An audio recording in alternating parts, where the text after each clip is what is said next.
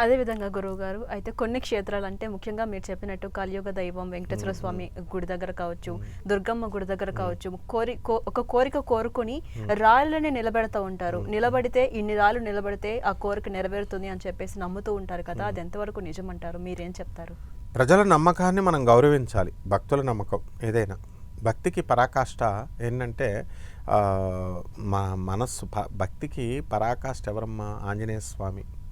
తర్వాత ఆ ఆంజనేయ స్వామి ఎవరిని పూజ చేస్తాడు? రాముడు. ఆ రాముడే ఆత్మారాముడు. మనం భక్తికి పరాకాష్ట మనమే. అందువలన ముఖే సరస్వతి అంటారు విద్యలు. అలాగే ఏ భక్తుడు, ఇప్పుడు అమ్మవారి భక్తులు ఉన్నారు, ఇప్పుడు మనకి ఏడుపాయల దుర్గమ్మ దగ్గర కొండ రాళ్ళు నిలబెడతారు. ఎక్కువ తెలంగాణలో ఈ నమ్మకాలు ఎక్కువ అనమాట, ఆంధ్రాలో కంటే కూడా. అందువలన అవన్నీ కూడా మూఢనమ్మకాలు అయినప్పటికీ కూడా భక్తుల భావాలు కాబట్టి, భక్తులు ఏ భావంతో యద్భావం తద్భవతి అన్నారు. ఏ భావంతో చేస్తే అది అవుద్ది. కాబట్టి ఇల్లు నిలబెడతామని తిరుపతిలో మనకు కనబడతారు, బెజవాడలో తక్కువ అనమాట. ఈ మధ్యన తెలంగాణను చూసి ఆంధ్ర కూడా మొదలుపెట్టారు. అన్నవరంలో కూడా పెడుతున్నారు రాళ్ళ మీద రాళ్ళు. అలా కట్టినటువంటి వాళ్ళు మళ్ళీ అందులో కూడా వెరైటీలు ఉన్నాయి.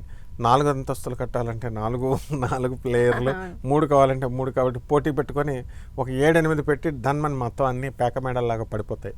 కాబట్టి ఇది మూఢనమ్మకమే అయినప్పటికీ కూడా మనం భక్తుల యొక్క నమ్మకాన్ని కాదనకూడదు. కాబట్టి భక్తితో పెట్టుకుంటే ఆ రాళ్ళు కూడా నిలబడి సక్సెస్ ఇస్తుందమ్మా.